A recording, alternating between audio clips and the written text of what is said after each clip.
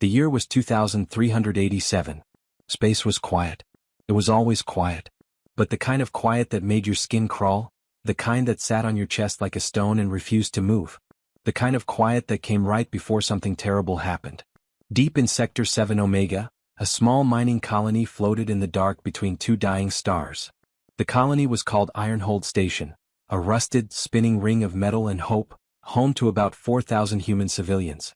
Miners, engineers, families, children. People who had come out to the edge of the galaxy not for glory, but for a paycheck and a better life. The station commander was a woman named Lieutenant Sarah Voss, 34 years old, sharp eyes, short brown hair, and a scar on her jaw from a mining drill accident when she was 19. She wasn't military. She had a basic weapons license and a station security team of 12 people. That was it. That was all Ironhold had. Sarah was sitting in the command room drinking cold coffee when the proximity alarms went off. Not one alarm. Not two. Every single alarm on the station screamed at the same time. "What is that?" she said, standing up so fast her coffee flew across the console. Her technician, a young man named Derek Olson, spun around in his chair with wide white eyes. His face had gone completely pale. His hands were shaking. "Commander," Derek said slowly like the words were too heavy to carry, we have a fleet on long-range sensors." "How many ships?" Sarah asked, walking fast to his console. Sarah leaned over Derek's shoulder and looked at the screen. She counted once. She counted twice. She counted a third time because she was sure she was making a mistake. She wasn't making a mistake.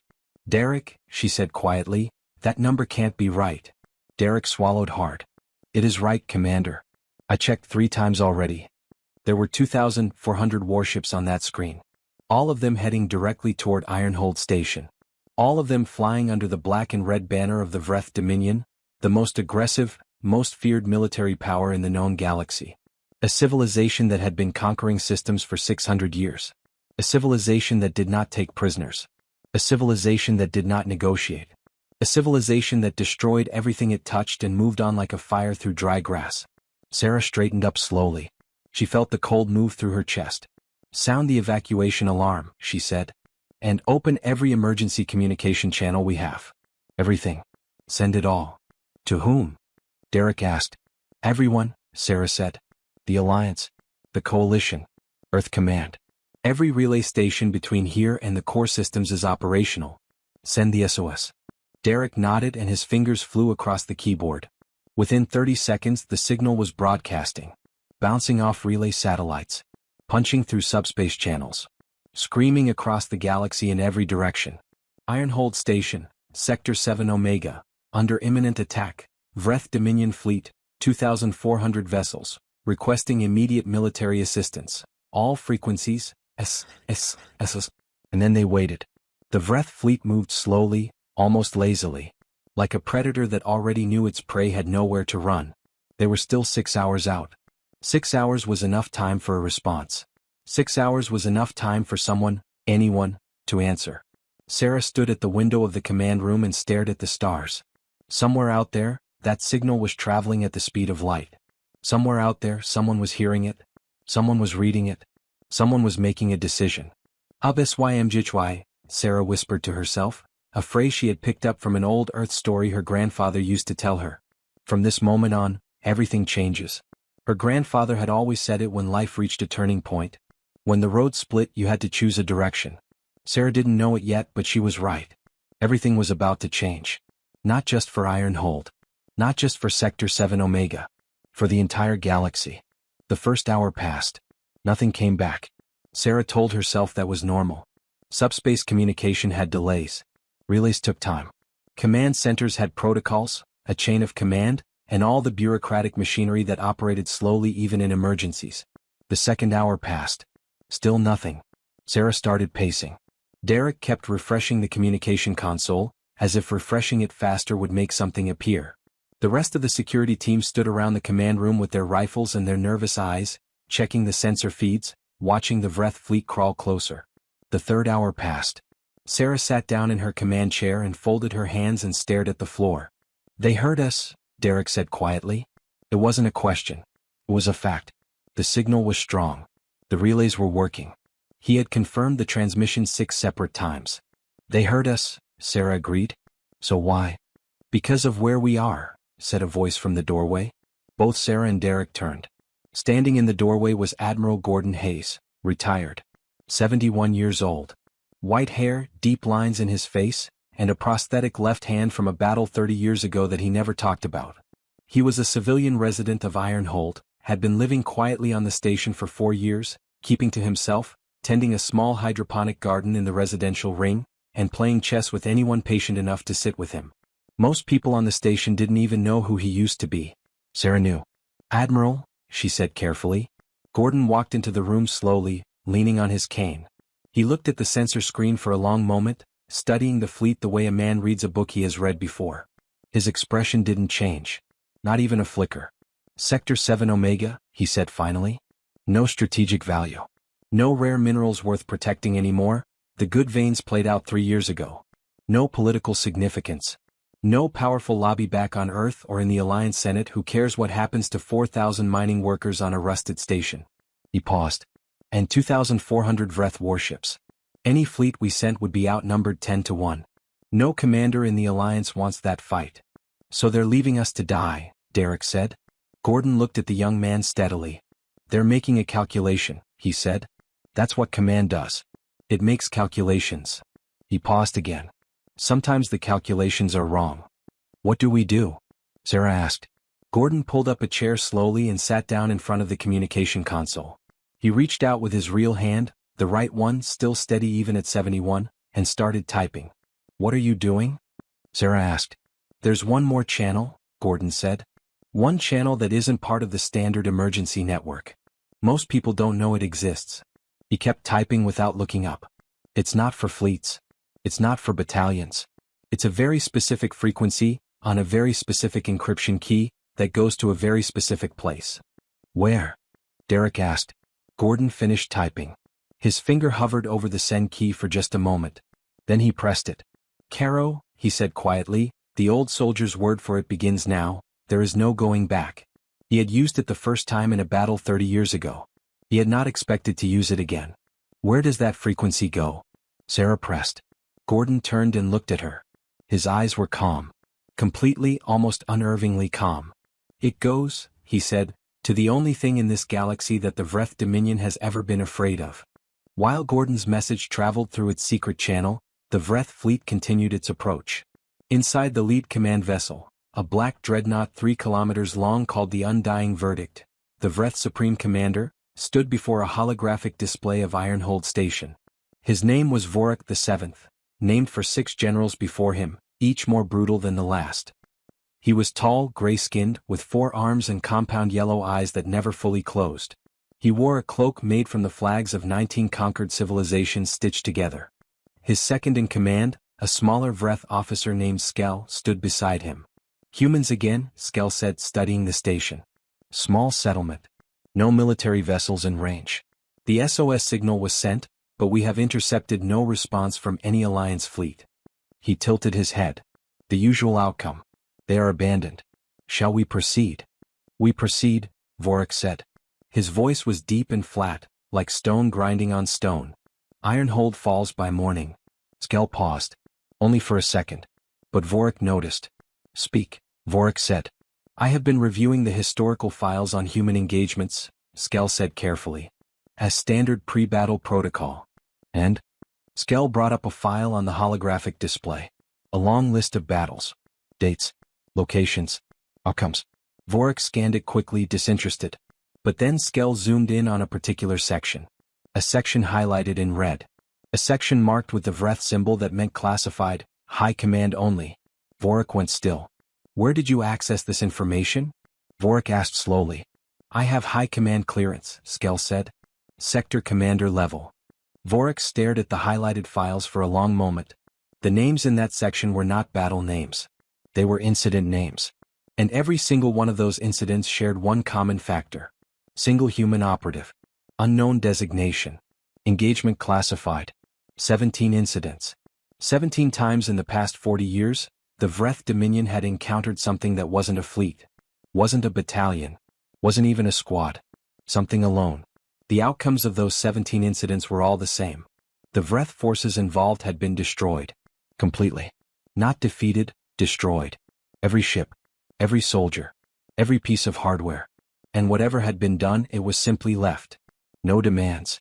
No territory claimed. No message sent. Just gone. This is mythology, Vorik said finally. Battle propaganda. Humans spread fear stories about their capabilities. It is a documented tactic. Of course, Skell agreed quickly. I only raise it because the classification level on these files is. We have 2,400 warships, Vorik said firmly, turning back to the display of Ironhold Station. We proceed. Skell said nothing more. But that night, alone in his quarters, Skell pulled up those 17 files again. He read every single one. Every fragmented report. Every panicked last transmission. Every piece of wreckage analysis. He read them all. And then he sat in the dark for a very long time, very quietly, unable to sleep. The message Gordon sent reached its destination in 47 minutes. There was no base. No headquarters. No fleet command center. The signal went to a single receiver, a small dark object drifting in the outer edge of Sector 9 like a piece of forgotten debris. To every sensor in the galaxy it looked like a dead rock. A piece of asteroid. Nothing worth looking at. Inside that object, a single light blinked on. A pair of eyes opened in the dark. His name, the name on his military record, the name that exactly 4 people in the entire galaxy knew, was Sergeant First Class Marcus Cole. He was 43 years old. Black hair going gray at the temples. A jaw like a block of stone. Eyes the color of deep water, dark blue, very still, the kind of eyes that had seen so much that they had simply stopped reacting to things that would make other people flinch. He read Gordon's message once. Then he looked at the attached sensor data from Ironhold. The fleet size. The approach vector. The timeline. He sat with it for about 30 seconds. Then he got up. The inside of his ship, if you could call it a ship, was small. Barely bigger than a large closet. Every surface was covered in equipment. Not the clean, organized equipment of a standard military vessel. Something different. Something that had been modified and rebuilt and modified again so many times that it barely resembled anything that had come out of any factory. Weapons systems with no official designation number. Armor panels made from materials that weren't supposed to exist in combinations that weren't supposed to work. Computing cores running software that Earth Command had officially never developed and would officially never acknowledge. Marcus Cole was not a fleet. He was not a battalion. He was what happened when humanity decided that sometimes, the answer to an impossible problem was not more soldiers. It was one perfect soldier. The program had no official name in any document that any government had ever published. Among the 12 people who had worked on it over 20 years, most of them now dead or retired, it was called simply The Answer. Marcus pulled on his armor. It took 4 minutes. Piece by piece the suit came together. Matte black, no insignia, no rank markers. The helmet sealed with a soft sound. His HUD came online. His suit's intelligence, an AI he had never given a name, began calculating approach vectors, fleet formations, weapons loadouts. He looked at the data one more time. 2,400 ships. HFY, Marcus said quietly. His voice was calm. Completely calm. The way a river is calm on the surface when all the power is underneath. He sat down in the pilot's seat. His ship's engine, silent, invisible to all standard detection methods, came online. He set course for Sector 7 Omega. He did not call Ironhold back. He did not send a message to Gordon. He did not send a message to Earth Command. He just flew. Back on Ironhold, the 5th hour had come and gone. Sarah had organized the evacuation as best she could. The station had 11 emergency pods, each one holding 40 people. That was 440 spots. The station had 4,000 residents. The math was brutal and everyone could see it. Sarah had made the decision that no commander ever wanted to make. Children first.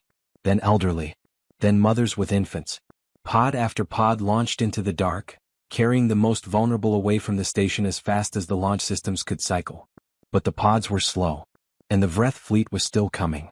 In the residential ring, families had gathered in the common areas. Some people were crying quietly. Some were just sitting, holding each other, not saying anything. Some, the miners, mostly the ones who had spent their lives doing dangerous work and had developed a particular relationship with fear, were playing cards and drinking coffee and making dark jokes. Tommy Reyes, 9 years old, red hair, missing his 2 front teeth, sat with his mother Linda Reyes in the common area of Level 4. Linda had her arm around Tommy's shoulders and was staring at nothing, her jaw tight, her eyes dry. She had already used up her tears somewhere around hour 3. "Mom," Tommy said. "Yeah, baby. Is someone coming?" Linda didn't answer right away.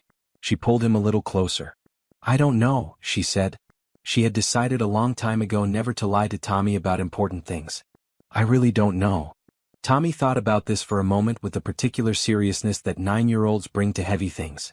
Grandpa used to say, Tommy said, that humans always send someone. Even when everyone says they can't. He said, "That's just what we do." Linda looked down at her son. She felt something tighten in her throat. "Your grandpa was an intelligent man," she said. Upstairs in the command room, Gordon Hayes was sitting very still, watching the communication console. His chess pieces were still in his jacket pocket. He always carried them, but he hadn't taken them out. His hands were folded on the table.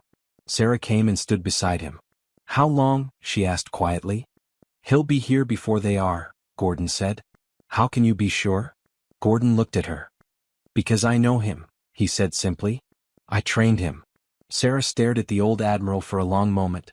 She had 100 questions. She chose the most important one. Is one person, actually going to make a difference against 2,400 warships? Gordon was quiet for a moment. "The last time Marcus Cole was deployed," he said carefully, "it was against a Vreth garrison force of 300 ships that had occupied a colony world. He went in alone. When it was over, there were no Vreth ships left. The colony was intact. Not one civilian was harmed." Sarah blinked. "That's not possible?" Gordon said. "No, it isn't. By every calculation anyone has ever run, it isn't possible." He paused. "And yet." Marcus came out of dark space travel 40,000 kilometers from Ironhold. He ran a full scan immediately.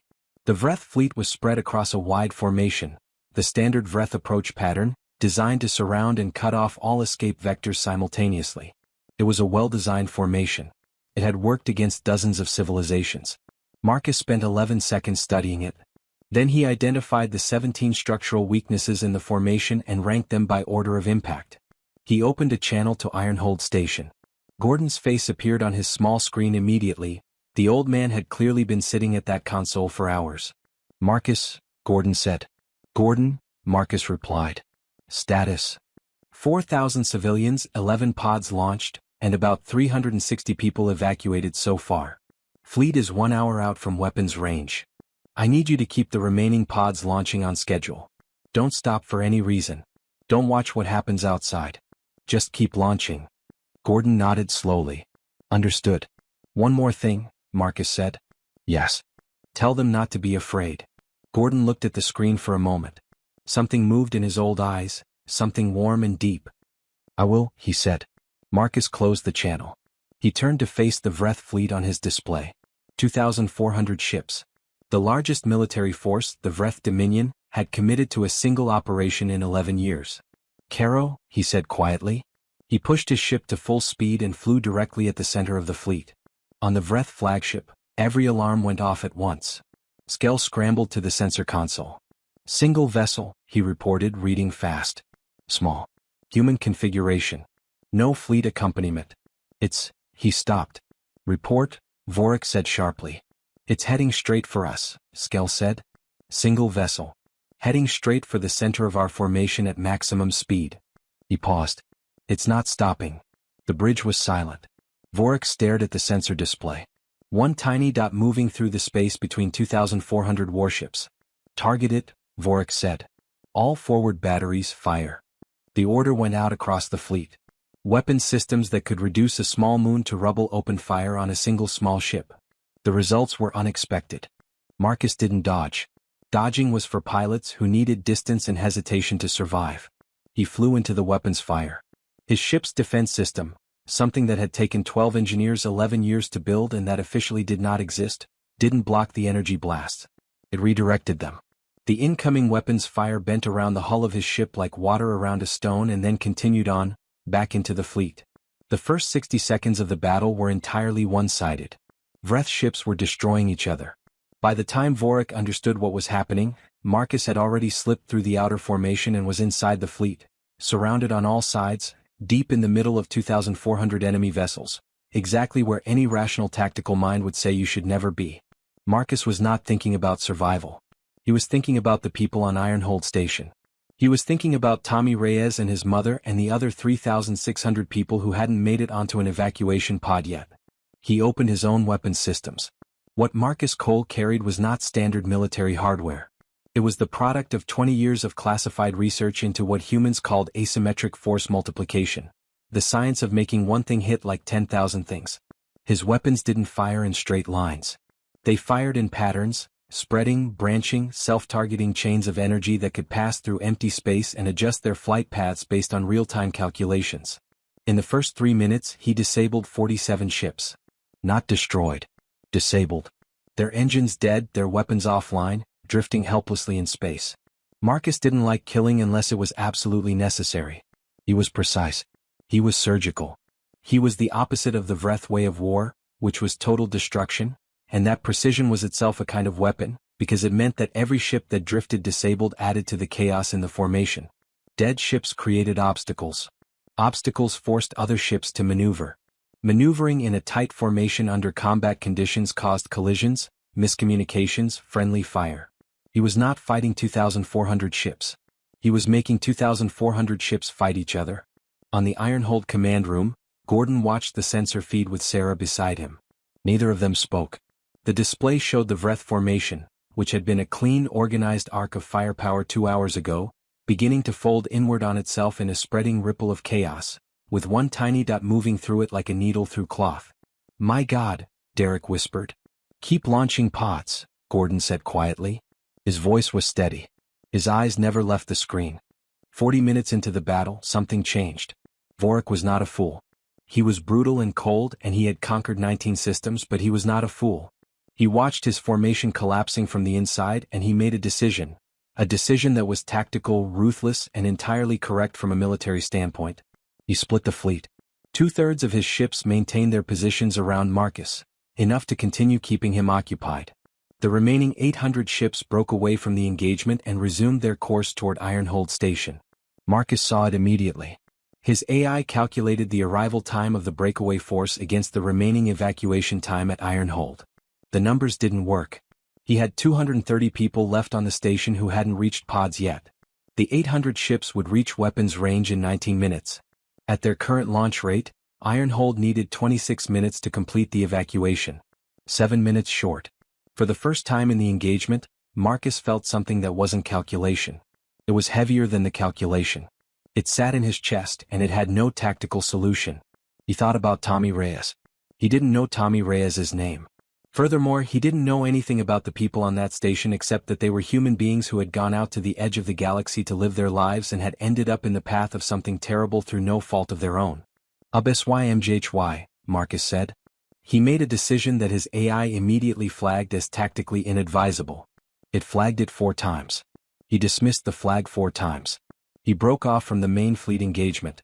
He left 1,600 ships behind him, still tangled in the chaos he had created, fighting each other, drifting and colliding, and he went after 800. He was leaving his back completely unprotected. On the Vreth flagship, Skell watched Marcus change course and felt something cold move through him. "He's going after the breakaway force," he said. "And leaving his rear exposed," Vorik said. "Order the main fleet to pursue. He can't fight in 2 directions." But Skell was still staring at the screen. "I'm still watching that one tiny dot racing toward 800 warships. 17 incidents," he thought. 17 times. And we still don't learn. Marcus hit the breakaway fleet like a lightning strike. 800 ships were approaching. He had 14 minutes before they reached Ironhold's weapons range. He didn't fight them the same way he had fought the main fleet.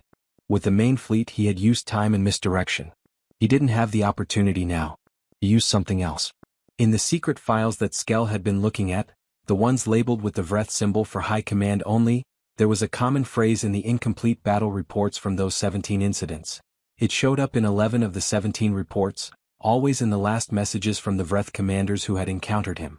The phrase was, "It is not fighting like a soldier. It is fighting like a wall."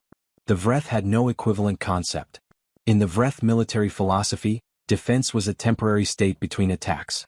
You protected yourself only long enough to strike again. The idea of something that would simply refuse to move, refuse to yield, or refuse to be pushed back no matter what force was applied, that was not a military concept to them. It was something closer to a natural phenomenon. like trying to fight a mountain. Marcus put himself between the 800 ships and Ironhold Station. And he did not move. The 800 ships opened fire. Everything they had. Marcus's redirected defense system worked at a level it had never been tested at before. His AI was running calculations faster than it had ever run them. His ship's hull temperature was rising into ranges that the engineers who built it had labeled a theoretical maximum, not recommended. He held. Back on Ironhold, the last 230 people were moving through the corridors toward the remaining pods. Sarah was standing at the pod bay entrance, counting heads, grabbing people by the arm and pulling them forward. Derek was at the launch console, cycling pods out as fast as the system allowed. One tiny vessel that refused to give ground was holding back 800 Vreth ships, as the sensors indicated. "He's buying us time," Derek said, his voice cracking. "Don't talk," Sarah said. "Count. Keep moving." In the residential corridor, Linda Reyes was running with Tommy's hand in hers. Tommy ran without complaining, without crying, his small legs working as fast as they could, his eyes wide and serious. "Mom," Tommy said between breaths. "Continue to run, baby." "Someone came, didn't they?" Linda didn't answer. She just ran. 12 minutes in, Marcus's hull temperature hit critical. His AI gave him an option. One option. To redirect power from weapons to cooling systems. To ease the heat. To buy his ship a few more minutes before structural failure. The trade-off was that his defense redirection system would drop to 40% capacity, which meant 40% of the incoming weapons fire would hit the station behind him. He declined the option. His hull kept heating. 11 minutes. 200 Vreth ships were still firing continuously. The other 600 Vreth ships were surrounding him, attempting to flank him and discover an unprotected angle. Marcus's AI was tracking 600 individual movement vectors and adjusting his position in real time, constantly, so that no angle was ever unprotected. His hands were steady on the controls. Inside his helmet, he couldn't see Ironhold. He could only see the Vreth fleet in front of him and the sensor data behind him showing the evacuation status. His AI was feeding him both feeds simultaneously, a constant stream of numbers. Pods launching. People loading. Numbers going down. 230 are to evacuate. Now 190. Now 140. Come on, he thought. It wasn't a tactical calculation. It was just a human thought. The simplest one. Come on. His hull temperature hit the level his engineers had labeled as do not exceed. He stayed where he was. 100. 80. 60. On the Vreth flagship, which had now caught up to the engagement, Vorik stood before his display watching something he had never seen in 40 years of combat command. A single vessel, alone, holding back 800 warships. Not winning. Not destroying them. Just holding. Refusing to break. Refusing to move. "What is it doing?" one of his bridge officers said, genuinely confused. Vorik stared at the display for a long time without answering. He understood, finally, in a way he had never understood before in all his centuries of Vreth military education, what that phrase in the classified files meant. Fighting like a wall. Not because it had been ordered to. Not because it had calculated that holding was the most efficient tactic. Because there were people behind it. 40. 20. 10. Last pod away, Sarah's voice came through on the station channel, and Marcus heard something break open in her voice, relief and grief and exhaustion all at once. "The last pod is away. The station is clear." Marcus closed his eyes inside his helmet for exactly 1 second. "Caro," he said. Then he moved. The moment Ironhold Station was clear, Marcus stopped being a wall. What happened in the next 8 minutes was never fully reconstructed by any analyst. The sensor data existed, fragments of it, from Vreth ships that survived and from Ironhold's own recording systems. But it was so dense, so fast, so layered with overlapping events that no one could ever put together a complete picture. What they could piece together was this. Marcus Cole, in a single overheated ship with weapon systems running at emergency capacity, turned to face 2,000 combined Vreth vessels, the 800 from the breakaway force and the 1,200 that had pursued him from the main engagement, and he stopped running and stopped holding and started moving. Not in a straight line. Not in any pattern that matched standard combat flight. Something different. The Vreth sensor operators who were watching in real time described something in their post-battle reports using a word that translated roughly as inevitable. He moved through the fleet the way a thought moves through a mind, not fighting the resistance. Going around it. Going through the gaps. Going where the fleet wasn't, faster than the fleet could close the gaps. His weapons, now no longer in defensive redirect mode, fired in all directions simultaneously, the self-targeting chains finding their marks through the chaos. 100 ships were disabled in the first 2 minutes. Their drifting hulls added to the chaos. 200 by minute 4. The formation had completely lost its shape. The ships were pulling back, trying to create distance and find angles. But everywhere they moved, they discovered either Marcus or their own disabled fleet members. By minute 6, the battle had stopped looking like a battle. It looked like a controlled demolition. It was as if someone had decided very precisely which pieces of a structure to remove and in which order, so that the whole thing would fall inward on itself without spreading damage outward. Vorik was standing at his bridge window watching it happen. His voice, for the first time in 40 years of command, had left him. He had no orders to give. Every order he gave was already obsolete by the time his fleet could act on it. Skell stood beside him. He said nothing. He had known. He had read the files. He had known. By minute 8, 1 small ship and 2,000 Vreth vessels, Vorik made the only decision left to him. He ordered a full retreat. The Vreth fleet pulled back into dark space travel and disappeared in less than 4 minutes. The way they moved, fast, disorganized, some ships barely waiting for their jump calculations to complete, was not the movement of a military force executing a strategic withdrawal. It was the movement of something that had been frightened. The battle space around Ironhold went quiet. Disabled Vreth ships drifted in slow circles, their crews alive and unharmed, waiting for rescue. Marcus had been precise, always precise, never using more force than necessary. Marcus sat in his pilot's seat for a long moment without moving. His hull was still hot. Half his systems were showing warning lights. His hands inside his gauntlets were aching. He hadn't noticed during the fight. He opened the channel to Ironhold. Sarah's face appeared. Her eyes were red. Her jaw was tight.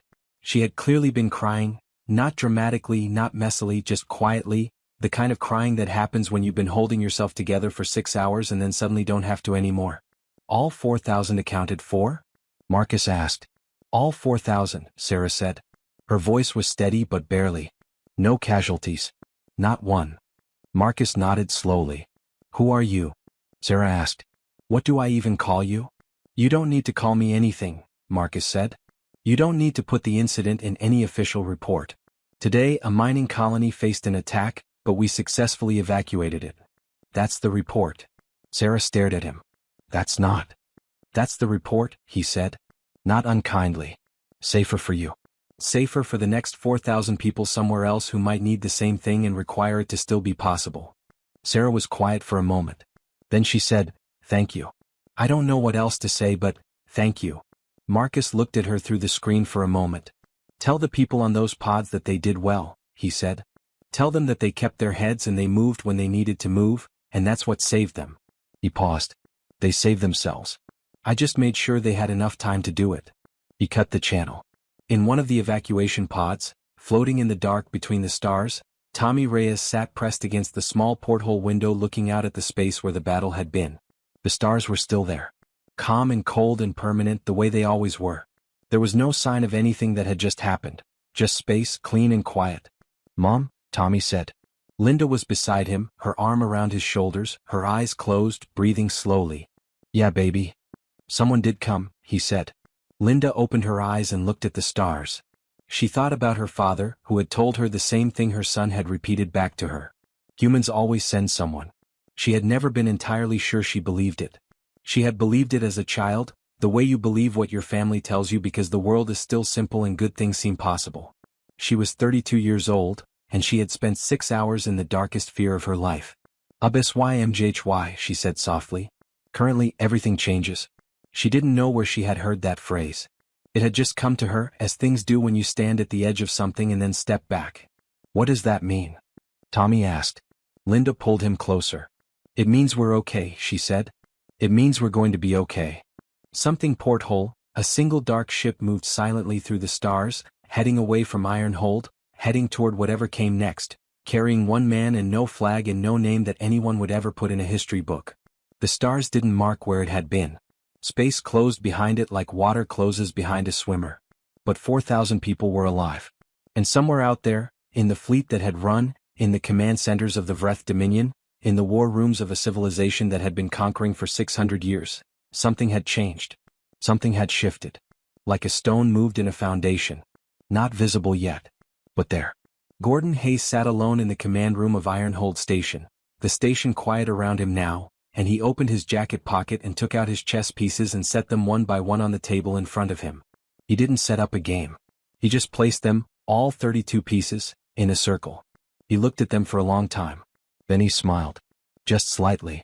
The smile of a man who had known, all along, exactly what the answer was. Clapperboard the end.